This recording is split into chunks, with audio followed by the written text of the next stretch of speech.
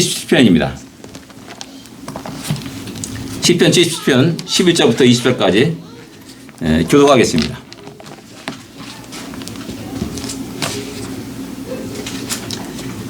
(77편) 11절부터 20절까지 말씀입니다. 11절 제가 읽겠습니다. 곧 여호와의 일들을 기억하며 주께서 옛적에 행하신 기이한 일을 기억하리이다. 또 주의 모든 일을 작은 소리로 읊조리며 주의 행사를 낮은 소리로 드러내리이다. 하나님이여 주의 도는 극히 거룩하시오니 하나님과 같이 위대하신 신이 누구오니이까. 주는 기이한 일을 행하신 하나님이시다. 민족들 중에 주의 능력을 알리시고 주의 팔로 주의 백성 곧 야곱과 요셉의 자손을 속량하셨나이다 하셨라. 하나님이여 물들이 주를 보았나이다. 물들이 주를 보고 두려워하며 깊음도 진동하였고 구름이 물을 쏟고 궁창이 소리를 내며 주의 화살도 날아갔나이다. 회오리 바람 중에 주의 우레소리가 있으며 번개가 세계를 비추며 땅이 흔들리고 움직였나이다. 주의 길이 바다에 있었고 주의 고든 길이 큰 물에 있었으나 주의 발자취를 알 수 없었나이다. 주의 백성을 양떼같이 모세와 아론이 손으로 인도하셨나이다. 아멘. 어떻게 브라이언? 아예 브라이언? 연애 브라이언? 아 예. 감사합니다. 이분이 계속 저한테 몇 번 전화를 했어요. 그 텍스트를 하시고 그래서 누구신가? 이제 셀러머게 사시는 분이라고. 필리핀어입니다. 네. 환영합니다. 반갑습니다. 네. 그래서 자꾸 이게 예배 시간 언제냐? 우리는 코리아 처치인데 언제 이렇게 자꾸 물어보셔가지고 참 그렇습니다. 예, 감사합니다. 예. 지난주에 이렇게 갑자기 또 우리 하 목사님이 오셔가지고 제가 편안하게 쉬었습니다. 77편 1절부터 쭉 10절까지를 이렇게 보면은 시인이 기도를 합니다. 그러나 여전히 불안하고 근심이 떠나지 않습니다. 거기서 시인은 자기가 하나님께 행한 일들을 기억하고 노래했고 기도했던 모든 일들을 다시 한번 기억합니다. 근데 여전히 하나님은 그 시인에게 침묵으로 일관하십니다. 그 침묵으로 말미암아 더욱더 극심한 고통 가운데 빠지게 되는 것이죠. 그리고 이런 고통 속에서 그 시인이 발견한 것은 이 모든 문제는 하나님께 있는 것이 아니라 자신의 잘못, 자기의 연약함 속에 있다는 사실을 깨닫게 됩니다. 모든 것이 자기에게 있다는 사실입니다. 예전에 저희 할아버님이 좀 술을 좀 많이 드셨어요. 그리고 어느 날 보면 머리에 막 피가 흐르고 뭐 그런 상태로 이제 집에 오시기도 합니다. 할아버지 누가 때렸어요? 라고 물어보면은, 여쭤보면은 나는 가만히 있는데 갑자기 땅이 퍽 일어나더니 나를 탁 치더라. 그런 얘기를 하신 적이 있습니다. 자신이 문제죠. 술 먹고 술 마시고 취해가지고 비틀비틀 거리는 것이 자신의 문제인데 잘못하면 땅이 벌떡 일어나가지고 나를 치더라라고 이렇게 이야기한다는 사실입니다. 우리가 살아가면서 그런 잘못들, 잘못된 착각 속에 살아갈 때가 많이 있다는 사실입니다. 원인을 알면은 그다음 자연스럽게 치료 방법이 나오게 되는 겁니다. 우리에게 일어나는 고통과 어려움들, 그런 것들을 어떻게 극복하고 또 승리할 수 있는가라는 것이 오늘 11절부터 쭉 나오는 내용이라 할 수가 있습니다. 시인은 이게 제일 먼저 주의 모든 일을 작은 소리로 읊조리며 주의 행사를 낮은 소리로 되뇌이리다 라고 이렇게 말합니다. 앞에 부분은 내가 한 일을 이야기합니다. 내가 이렇게 기도했고, 내가 이렇게 봉사했고, 내가 이렇게 헌신했고, 내가 이렇게 남을 도와줬고, 내가 열심히 교회 일을 하였고, 라는 이런 식의 이야기를 쭉 나눈 겁니다. 근데 이제 12절부터는 하나님이 행하신 일을 기억하고 또 작은 소리로 읊조리겠다라고 말씀하는 겁니다. 작은 소리로 읊조린다는 이 말을 갖다가 예전에 성경에는, 바로 우리 앞에 성경에는 묵상하리다라고 이렇게 표현하고 있습니다. 번역하고 있죠. 그래서 묵상하리다. 하나님이 행하신 크고 놀라운 일들을, 기이한 일들을 내가 묵상하겠다. 깊이 생각하겠다라고 이렇게 말하고 있는 겁니다. 우리 인간관계에서 이게 평화가 깨지게 되는 가장 시작점이 어디서 나타나냐 하면은 내가 행한 일을 앞세울 때 시작됩니다. 내가 행한 일을 자랑할 때 시작됩니다. 모든 공로를 나에게 돌릴 때 그 무리의 어떤 공동체에 갈등이 일어나게 되는 겁니다. 왜냐? 인간 다 교만합니다. 야, 너만 잘났느냐? 나도 잘났어. 너만 배웠느냐? 나도 배웠어. 너만 뭐 이렇게 할 수 있느냐? 나도 능히 할 수 있어. 이런 식으로 그 관계가 갈등이 일어나게 되고 깨지게 되는 일어나게 됩니다. 이런 관계는 부모와 자식 간에 똑같습니다. 부모들이 말하지 않습니까? 내가 너를 위해서 얼마나 애쓰고 힘썼는지 아냐? 소리 꽉 찌르죠. 또 자식은 자식대로 뭐 말할 것이 없는지 아십니까? 다 할 말이 다 있습니다. 그 꽉 한마디에 싸붙이죠. 그런 속에서 이제 부모와 자식 간의 갈등과 골이 깊어지게 되죠. 부부관계에서 또 마찬가지입니다. 우리 한국의 드라마를 보게 되면 이제 그런 내용들이 많이 나옵니다. 너가 나한테 해주는 게 뭐 있어? 내가 너한테 얼마나 애쓰는 줄 알아? 이런 식으로 서로 싸우는 겁니다. 그래서 갈등이 더 깊어지고 결국은 파탄에 이르게 되는 경우도 많이 있습니다. 이런 것은 또 역시 하나님과 우리와의 관계도 똑같습니다. 조금 전에 말씀드렸듯이 내가 얼마나 열심히 신앙생활을 하느냐, 내가 얼마나 열심히 헌금한 줄 아느냐, 10기도 드리고 금식도 하고 기도도 하고 산기도도 가고 뭐 수없이 이런 얘기를 쫙 늘어놓습니다. 뭐 1년 365일 또 1년 52조 한 번도 빼놓지 않고 예배 드리고 하는 그런 이야기를 합니다. 모든 사람들이 자기의 그런 애씀과 수고를 인정해주고 알아주기를 원하는 마음에서 자기가 행한 일을 이야기하고 앞세우고 자기의 공로를 드러내게 됩니다. 자기 한 일만을 생각하게 되면 자연스럽게 자기가 모든 공로를 자기에 돌리게 되는 것이고, 그와 반대로 하나님이 우리에게 행하신 그 놀라운 은혜를 조금씩 잊어버리게 됩니다. 그러다 보니까 자연스럽게 감사보다는 불평과 원망이 입에서 튀어나오게 되게 되죠. 이런 모든 것들이 결국 우리를 더욱더 힘들게 하고 어렵게 하고 있다는 사실입니다. 그런 속에서 시인은 내가 잘못되었구나 해서 다시 하나님이 행하신 크고 놀라운 일들을, 기이한 일들을 묵상하고 기억하겠다라고 이렇게 이야기하고 있는 겁니다.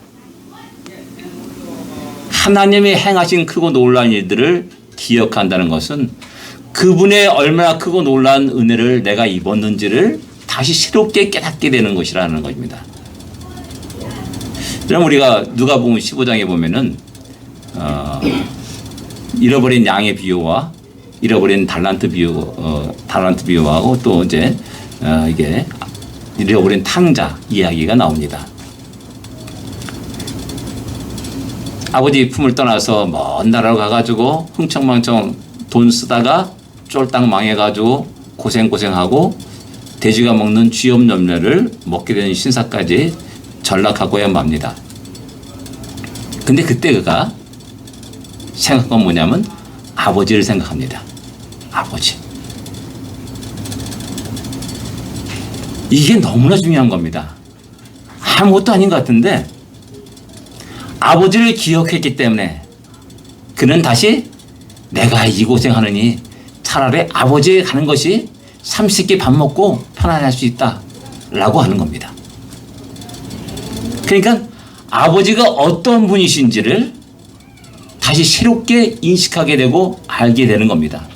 너무나 상식적인 것 같은데 그 상식 속에 하나님과 우리의 관계에 그 어떤 진리가 담겨 있다라는 사실입니다. 아버지를 생각했는데 맨날 그 아들의 기억 속에 몽둥이 두고 두드러 패는 아버지만 기억한다면은, 거기 가느니 내가 여기서 이 고생하는 게 낫지, 쥐 없는 애 먹는 게 더 낫지 라고 말할 겁니다.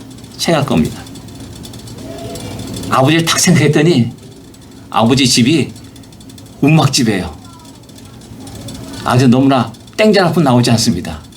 그럼 가봤자 내가 얻을 게 아무것도 없는 겁니다. 차라리 여기가 낫지 하면서 주저앉을 겁니다. 근데 이 탕자는 아버지가 어떤 분인지 알았어요. 자기가 경험했잖아요. 거기서 살았잖아요. 모든 것이 풍성합니다. 부족함이 없습니다. 아버지의 인자함도 잘 알고 있습니다. 그렇기 때문에 그곳을 향해서 다시 발걸음을 옮기게 되는 겁니다. 하나님이 행하신 크고 놀라운 일들을 묵상하고 생각하고 되뇌겠다는 이 말의 중요성이 거기에 나오는 겁니다. 다시 한번 우리가 어려울 때, 힘들 때 내가 한 일을 생각하지 마시고 하나님이 나에게 얼마나 큰 은혜를 베풀으셨는가, 하나님이 얼마나 나에게 큰 지적과 이적을 베풀어 주셨는가, 하나님 나를 어떻게 인도하셨는가를 다시 한번 생각하시는 우리가 되어야 됩니다. 아멘. 두 번째, 이렇게 생각하다 보면 자연스럽게 감사와 감격이 따라오게 됩니다. 왜? 하나님이 행하신 크고 놀라운 일들을 보니까는 내가 받은 은혜가 너무나 크고 놀랐다는 사실을 깨닫게 되는 것이죠. 그러니까 자연스럽게 감사할 수밖에 없고, 오 하나님 감사합니다라는 환성이, 탄식이 아니라 환성과 또 이렇게 감격이 일어날 수밖에 없다는 사실입니다. 그것이 13절의 말씀입니다. 시인은 말합니다. 하나님이여 주의 도는 극히 거룩하시오니 하나님같이 위대한 신이 누구오리까? 라고 이렇게 질문을 하면서 질문 속에는 답이 있는 겁니다. 당신 같은 신이 없습니다 라는 겁니다. 당신같이 거룩하신 분이 없습니다 라는 말을 씁니다. 신묘막측하다라는 말을 하지 않습니까? 신묘막측하다. 하나님의 생각이 너무나 위대하고 하나님의 계획과 뜻과 의지가 너무나 우리와 다르고 하나님의 길이 우리와 다르다는 그 사실 앞을 그것을 발견하게 되는 것이죠. 그래서 하나님과 같은 신이 없습니다 라고 이렇게 고백하고 말하는 겁니다. 사도 바울이 큰 고통권에 빠집니다. 자기도 유대인으로서 베냐민 지파 사람으로서 아무리 복음을 외쳐도 정작 유대인들은 그 복음의 귀를 닫고 있습니다. 그래서 사도 바울의 마음에 하나님이 나의 민족을 버리셨는가, 우리 유대인들을 버리셨는가 라는 그런 퀘션 마크를 들게 됩니다. 과연 하나님이 이들을 버리셨는가? 그러나 그 다음에 로마서 9장, 10장, 11장에 쭉 읽어보면은 결코 그렇지 않다. 하나님이 이스라엘 백성을 버리신 것이 아니다라고 말하면서 하나님이 이스라엘 백성을 구원하기 위해서 어떻게 자기를 사용하고 있고 어떻게 그 복음이 흘러가고 있는지를 갖다가 우리에게 이야기해 주고 있습니다. 유대인들의 넘어짐으로 말미암아 그 복음이 이방인들에 흘러갔고 이방인들이 그 놀라운 은혜 속에서 기뻐 뛰놀고 그걸 딱 보니까는 열불 나는 겁니다. 유대인들이 시기와 질투가 일어나는 겁니다. 우리가 먼저 믿었는데 우리가 먼저 하나님 알았는데 저들이 더 열을 내가지고 하나님을 찬양하고 그 복을 마음껏 받고 누리는 그 모습이 너무나 가슴 아픈 거죠. 그래서 그들 속에 다시 그 복음을 받아들이고 또 그 놀라운 구원의 기쁨을 누리게 한다는 하나님의 놀라운 깊고 오묘하신 뜻을 발견하고 사도 바울은 로마서 11장 33절에 깊도다 하나님이 지혜와 지식이 부요하며 라고 이렇게 그 찬양을 하나님께 돌리는 것입니다. 그 놀란 흥분과 감격이 그 안에 담겨 있습니다. 우리는 성경을 읽을 때 그냥 하얀 것은 종이고 까만 것은 글자라는 식으로 그냥 어느 소설책 읽듯이 어느 역사책 읽듯이 어느 논문 읽듯이 그렇게 혹시 읽고 있지는 않습니까? 하나님의 말씀은 성령의 감동하심으로 기록된 말씀이기 때문에 말씀을 읽는 자들에게 성령의 놀라운 역사함이 있습니다. 아멘. 읽을 때마다 놀라운 것이 발견되고 깨달아지고 그래서 이야 성경이 이렇구나 놀랍다라는 이 탄성을 내뱉을 수밖에 없다라는 사실입니다. 늘 제가 말씀드리지만은 저는 성경을 읽으면서 신앙생활을 처음 시작했습니다. 그래서 살아 움직이는 하나님의 말씀을 많이 체험합니다. 그냥 글자가 아니에요. 살아서 움직이는 겁니다. 그 말씀이 나의 골수를 쪼개고 남는 그 말씀입니다. 나의 그 단단한 이성, 아집, 고집, 나의 못된 성품도 완전히 산산조각 부숴내고 가루로 만들어버립니다. 그런 결과 제 지금 현재의 모습이 되는 겁니다. 저도 무척한 것이 많고 연약한 부분이 많고 인간의 못된 습성도 여전히 갖고 있습니다. 그러기에 저는 계속 성경을 읽습니다. 그리고 또 성령의 놀라운 역사심을 체험합니다. 그래서 다시 나의 인격이 성품이 나의 삶이 변화되게 되는 것이죠. 성경을 읽을 때마다 그런 감격이 우리 안에 있기를 저는 소원하고 기도합니다. 아멘. 그 속에서 놀라운 하나님의 뜻과 계획을 발견하고 우리를 향하신 놀라운 하나님의 크고 놀라운 비전들을 깨달아 할 수 있는 우리가 되어야 됩니다. 아멘. 하나님이 우리를 향하신 계획이 야 너는 요만한 초가집 찍고 그냥 우리 드라마 연애 프로그램은 자연인이다 나는 자연인이다처럼 그렇게 초라하게 살아 그냥 그런 모습이라는 거죠. 우리를 향하신 하나님의 크고 놀라운 계획은 아브라함을 향한 약속과 동일한 겁니다. 아멘. 너를 향한 큰 민족이 되게 하겠다. 아멘. 너는 복의 근원이 되게 하겠다. 아멘. 난 이 말씀이 오늘 우리에게도 똑같이 적용되는 말입니다. 우리를 통해서 하나님 아브라함을 통해서 영광 받으시기 원하듯이 우리를 통해서 하나님 마음껏 영광을 받으시기를 원하신다는 사실입니다. 아멘. 그것을 깨닫는 자는 깊도다 하나님이 지혜와 지식이 부요함이요 하나님 나라를 통해서 마음껏 영광을 받았소서라는 이런 감사와 감격을 토해내고 말하게 되는 것입니다. 근데 이제 이런 감사와 감격의 탄성을 자아내기 위해서는 하나님이 행하신 일이 무엇이냐라는 겁니다. 쭉 그 다음에 나오는 얘기가 바로 그 얘기입니다. 14절부터 민족들 중에 주의 능력을 알리시고 라고 말씀합니다. 묵상하다 보니까 하나님의 놀라운 능력과 권능이 상상할 수 없는 겁니다. 하나님이 행하신 기이한 일을 쭉 보니까는 하나님은 무능력한 하나님이 아니고 아무것도 가진 것이 없는 그런 하나님이 아니고 온 은유 만물을 지으시고 다스리고 통치하시는 하나님, 그 속에서 못하실 일이 없는 하나님이시라는 사실을 새롭게 깨닫게 됩니다. 아멘. 그래서 시인은 출애굽 사건을 다시 기억하는 겁니다. 10가지 재앙을 통해서 그 가장 강대한 애굽, 이집트를 초토화시킵니다. 그들 또한 40년 광야 생활 속에서 날마다 만나를 먹이시기도 합니다. 바다를 건너게 해주기도 합니다.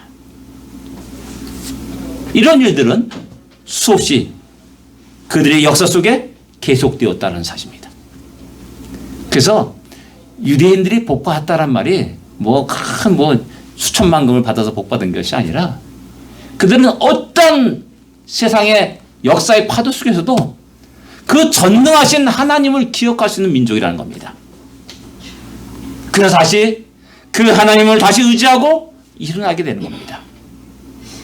우리가 볼 때는 자기 스스로 생명을 끊고 이 세상을 떠나는 것이 더 좋다고 생각하는 그 시점에도 그들은 그러지 아니하고 하나님이 구원을 기다리면서 그 어려움들을 이겨나갑니다.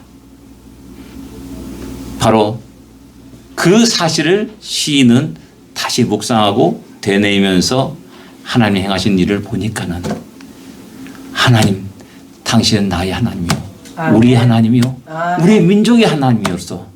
우리를 구원하시고 우리의 모든 피를 치우시고 공포하신 하나님이시라는 사실을 깨닫게 되는 겁니다. 모든 민족을 굴복시킨 하나님, 그 하나님이 오늘 우리의 하나님이십니다. 아멘. 눈동자같이 이스라엘 민족을 지키시고 보호하신 하나님, 그 하나님이 바로 우리의 하나님이요 우리의 주님이시라는 사실입니다. 아멘. 그래서 두 번째 우리가 또 생각하는 것은 주의 백성을 속량하셨다라고 이렇게 15절에 말씀합니다. 속량이라는 단어는 구속이라는 단어입니다. 값주고 샀다라는 그런 단어입니다. 이 시인이 가만히 또 하나님이 행하신 큰 놀라운 일들을 보니까는 하나님이 자기를 구원하기 위해서 얼마나 엄청난 금액을 투자했는지를 새롭게 깨닫게 되는 겁니다. 나는 별 볼일 없는 인간이라 생각했어요. 아무것도 아닌 인간이 생겼어요. 근데 하나님이 나를 구원하기 위해서 내가 상상할 수 없는 엄청난 그 투자를 하신 겁니다. 이스라엘 백성들이 430년 동안 애굽 생활을 하면서 이제 나오게 될 때 하나님은 각 가정마다 어린 양을 잡으라. 그리고 피를 임방의 물소주에 바르라라고 명령하십니다. 그러면 내가 죽음의 사자가 넘어가리라 해서 6월절이 된 겁니다.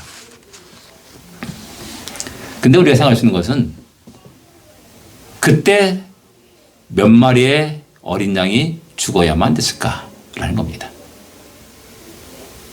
나올 때 대략 그들이 60만 명이라고 말합니다. 전쟁의 장정들이 60만 명. 그러면 가장 크게는 60만 가정이 있는 겁니다. 60만 가정. 60만 가정 다 합치면 60만 마리의 어린 양이 죽임을 당한 겁니다. 상상이 갑니까? 그래, 이건 좀 더 과한 것 같아. 그래, 반을 뚝 잘라가지고 2분의 1로 딱 자르면은 30만입니다. 30만 가정. 그럼 30만 마리의 어린 양이 피를 흘리고 죽은 겁니다. 아, 이것도 좀 많은 것 같아. 30만 마리. 어디서 30만 마리를 구할까? 상상이 안 가잖아요. 그래서 6분의 1로 꽉 잘라버리면 그래도 10만 마리. 10만 마리의 어린 양이 그 6월절 때 피를 흘리고 죽음을 당한 겁니다. 그것도 한 달 내에 걸쳐서 딱딱딱 오늘은 한 10,000마리, 그 다음 달은 20,000마리 이렇게 죽인 것이 아니라 동시에 다 죽인 겁니다. 그러면은 그 피가 강을 흐르는 겁니다. 강처럼 흐르게 되는 거죠. 하나님은 당시 종살이하는 이스라엘 백성들을 구원하기 위해서 그 엄청난 어린 양의 피를 드린 겁니다. 그것뿐만이 아니라 모든 가축의 첫 새끼를 다 죽였습니다. 모든 초태생 바로 왕가에 이르기까지 전부 다 죽이셨습니다.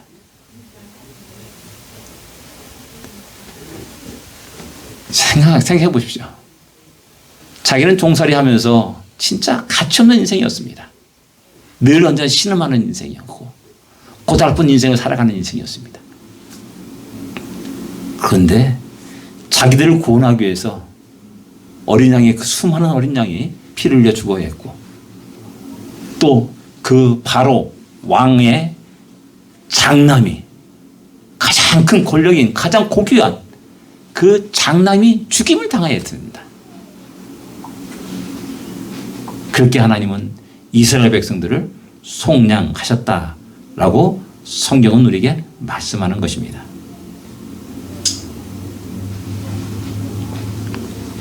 우리에게는 얼마나 고귀한 피가 흐르고 있습니까?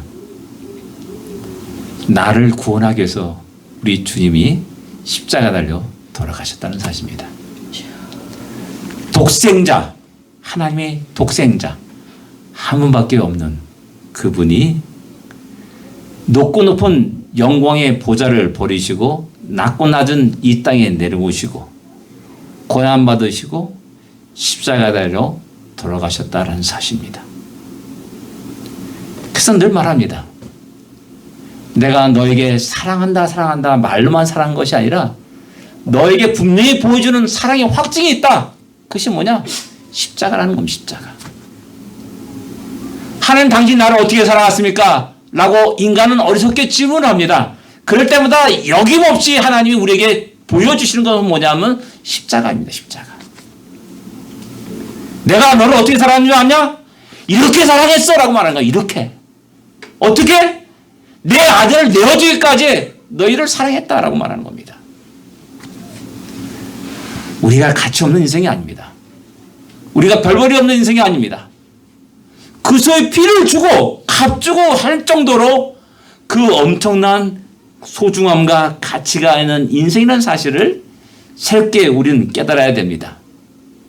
이것을 깨닫고 와 하나님 감사합니다 라고 외치지 않을 수 없는 겁니다. 세 번째는 우리의 하나님의 인도하심이 있음을 20절에 말씀합니다. 모세 아론을 통해서 인도하셨다 라고 이렇게 말씀합니다. 이스라엘 백성들을 출애굽한 것으로 다 끝난 거냐? 야, 네 멋대로 살아. 이제 자유야 너. 마음껏 자유롭게 너 가고 싶은 데 가고 너 먹고 싶은 거 먹고 뭐 이렇게 놔둔 것이 아닙니다. 그들이 적과 거리는 가나안 땅에 이르기까지 그들을 친히 인도하셨습니다. 낮에는 구름 기둥으로 밤에는 불 기둥으로 그들을 인도하셨습니다. 때로는 그 길이 먹을 것이 없는 광야로 인도하셨고 물 없는 광야로 인도하시기도 하였습니다. 평탄한 아스팔트 길을 인도한 것이 아니라 돌짝밭 또 가시덤불 속으로 그들을 인도하기도 하셨습니다. 그러나 결국은 하나님은 그들을 어떤 길로 인도하든지 그 최종 목적지는 가나안 땅이었다는 사실을 성경은 우리에게 말씀합니다. 내 생각에는 좀 더 평안한 길을 가기를 원하고 내 생각에는 좀 더 풍요로운 길을 걷기를 원하고 내가 생각에 좀 더 영광의 길을 걷기를 원하지만은 하나님은 내 생각과 다르게 어려운 길, 가시밭길, 도짝밭길, 물 없는 광야를 걷게 하십니다. 왜 그러냐? 사람이 떡으로만 사는 인생이 아니라 하나님의 말씀으로 사는 인생임을 깨닫게 하기 위해서 그렇다라고 신명기 8장은 우리에게 이야기합니다. 우리를 낮추시기 위해서 그런 길을 걷게 하셨다라고 말씀합니다.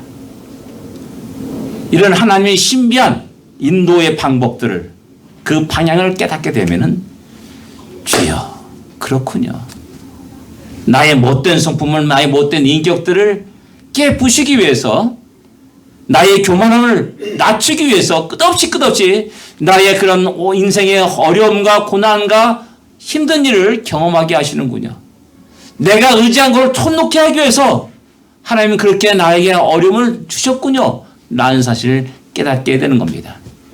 그리고 오직 주의 말씀을 의지하고 주님만을 바라보며 살도록 하셨다라는 사실입니다. 여기서 시인은 하나님이 홍해가로 자기의 민족을 인도하신 것들을 생각합니다. 앞에는 바다요, 뒤에는 애국 군대가 다시 쳐들어왔었고 중간에 끼인 이스라엘 백성들은 오도 가도 못하는 처지가 되었고 드디어 참다 못해서 모세에게 그 불평을 토로합니다. 우리를 죽이시려고 이곳에 나오게 했느냐? 다시 돌아가겠다. 다시 애굽을 섬기는 게 낫겠다. 라고 이렇게 말을 합니다. 그럴 때 이스라엘 백성들의 하나님을 향한 신뢰는 바닥이 난 겁니다. 여기까지 오기까지, 홍해까지 오기까지 며칠 있었습니까? 한 열흘 정도의 시간입니다. 열흘 정도. 열흘 정도 시간 속에 처음에는 6월절 그 놀란 기적의 역사 속에서 출애굽을 했다 해가지고 막 춤추며 노래하면서 뭐 흥분과 감격 속에 막 찬양과 함께 광야 행군을 했는데 열흘 딱 되어가지고 홍해가 앞에 딱 당도해 보니까는 정반대의 현상이 나타나게 된 겁니다. 우리를 죽이시려고 우리를 나오게 하셨는가? 이스라엘 백성은 어려울 때마다 그 입에서 튀어나온 말이 하나님 우리를 죽이시려고 이곳에 오게 하셨는가? 하나님 우리를 죽이시려고 우리를 출애굽하게 하겠는가? 라는 이런 불평 원망을 쏟아 부었다는 사실을 성경은 우리에게 말씀합니다. 그럴 때 하나님 모세에게 얘기합니다. 야, 나가게 해라. 나가라. 그리고 모세는 두려워하지 말고 가만히 있어서 여호와께서 너희를 위하여 행하신 구원을 보라 라고 말씀합니다. 여호와 하나님께 싸우시니까 잠잠히 가만히 있어라 라고 이렇게 이야기합니다. 그리고 드디어 그들은 놀라운 기적의 역사를 목격하고 경험하게 됩니다. 홍해 바다가 갈라지는 놀라운 기적의 역사입니다. 그리고 그들은 그것을 통하여서 홍해 바다를 건넜습니다. 뗏목을 만들어서 홍해 바다를 건넌 것이 아닙니다. 배를 만들어서 홍해 바다를 건넌 것이 아닙니다.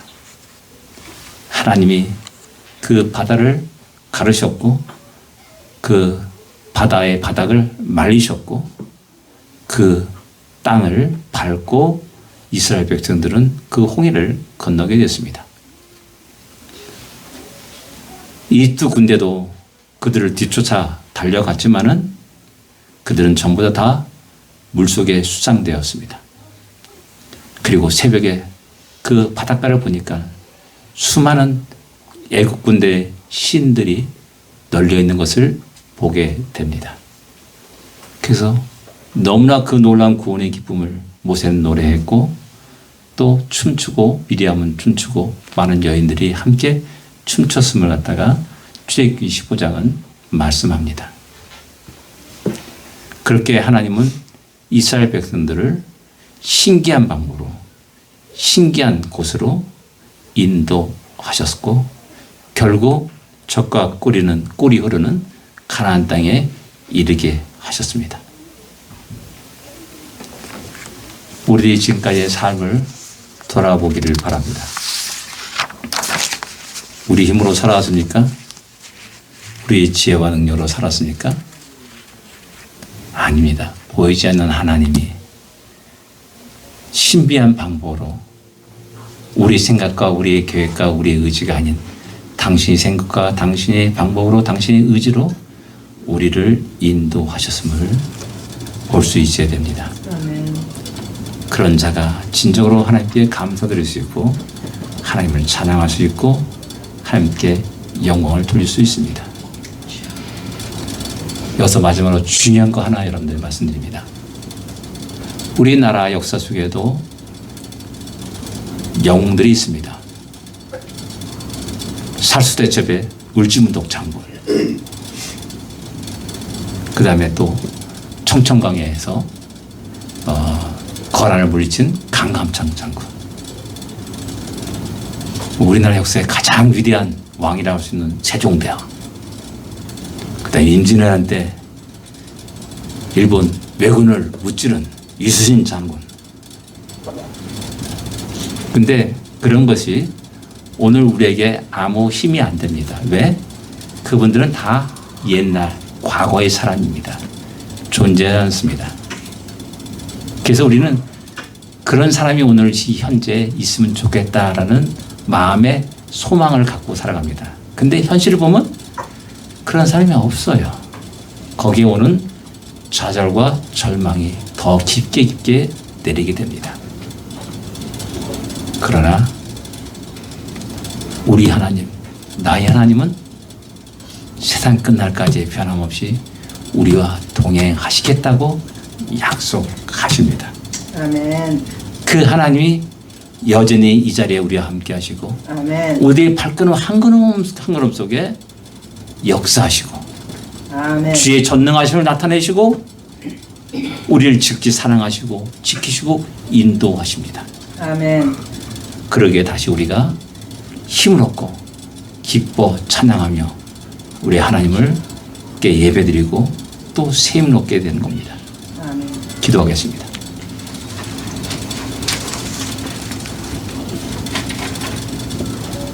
우리에게 힘든 일과 어려운 일이 있습니다. 과거를 들어보면은 우리들 인생 속에 평탄한 것을 길을 걸은 사람은 하나도 없습니다.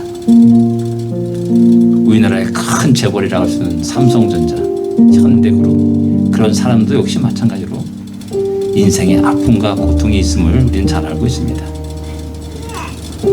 어려울 때 힘들 때 불평과 원망이 이전에 다시 한번 조용히 자리에 앉아서 하나님이 행하신 크고 놀라운 일들을 기억하며 다시 한번 함께 찬양하고 영광을 돌리며 기도하시는 우리가 되기를 원합니다. 기도하겠습니다.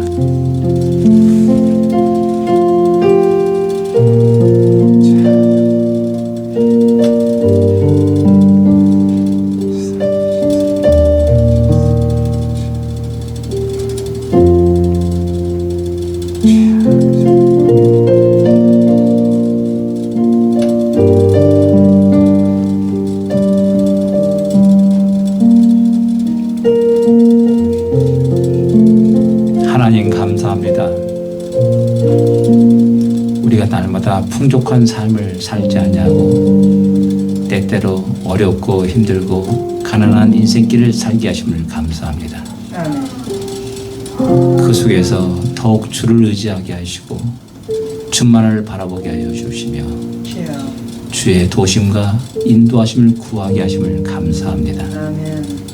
우리가 살아가는 것은 우리 힘과 능력이 아니라 떡이 아니라 주여. 주의 약속의 말씀임을 다시 한번 깨닫게 됩니다. 아멘. 주여. 어려울 때 힘들 때 다시 한번 조용히 잠잠히 주님이 행하신 크고 놀라운 일들을 그 은혜를 기억하신 우리가 되게 하여 주십시고 아멘. 어려울 때 힘들 때 다시 잠잠히 주의 말씀을 펼쳐서 하나님이 행하신 크고 놀라운 일들을 다시 확인하는 지혜로운 자들이 되도록 인도하여 주시옵소서. 아멘. 그래서 다시 힘을 얻게 하여 주십시고 다시 견고한 믿음을 가지고 일어나 힘찬 믿음의 발걸음을 새롭게 내딛는 우리 모두가 되게 하여 주옵소서.